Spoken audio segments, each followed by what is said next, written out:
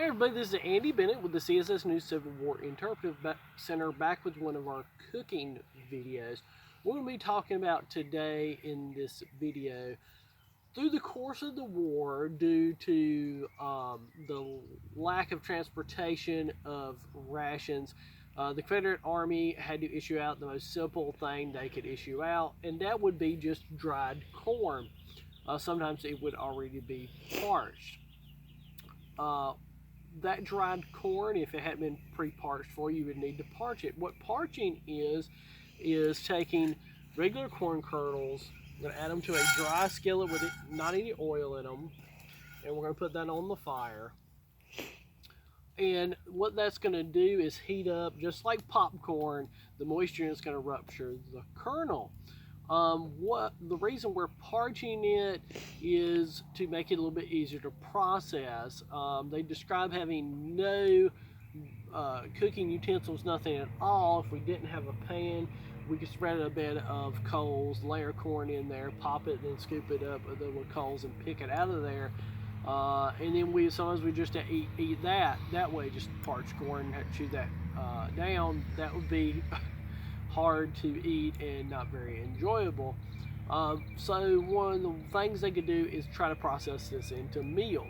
How you would do that is if you had a nice cloth sack or a piece of cloth like this, or even in extremes your cloth haversack, is you would take that parched corn. This is a parched corn that I've already done up. Right, you put that in the cloth, right? Wrap that up, and then you're going to need to bash this up. You could take a rifle butt and pound it.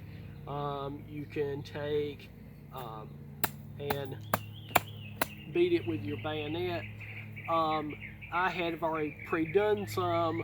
For 1 ear corn, it took me almost an hour to pre-process this.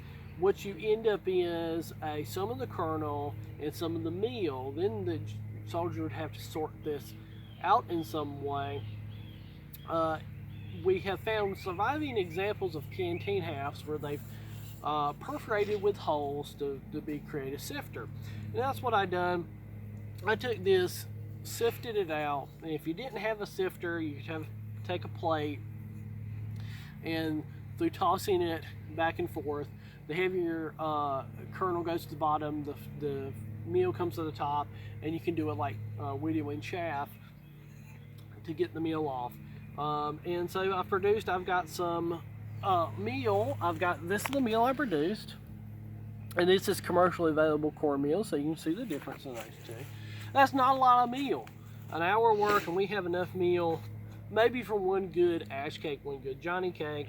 We've got all of this leftover kernel, this leftover grit, right? So a lot of processing to get this. We can take this grit, put it in water and boil it up and create a grit or corn gruel, and we can make us an ash cake.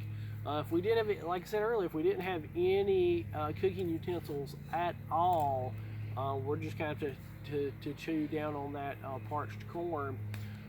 During the war, there's accounts of the Confederate Army being so desperate for food that artillerymen would get the corn allotted out for their artillery horses. Officers would take cracked corn meant for their horses. Corn meant for mules would be raided by soldiers used to have something to eat. They just had to have some kind of food. So the most simple meal of the Civil War is parched corn, where we're just literally heating up corn kernels of whatever kind we have until they pop, slightly roasted and popped. So next time you enjoy a bag of popcorn, think about some of those poor soldiers and what they had to endure and eat. I hope you're enjoying these videos, learning something from them.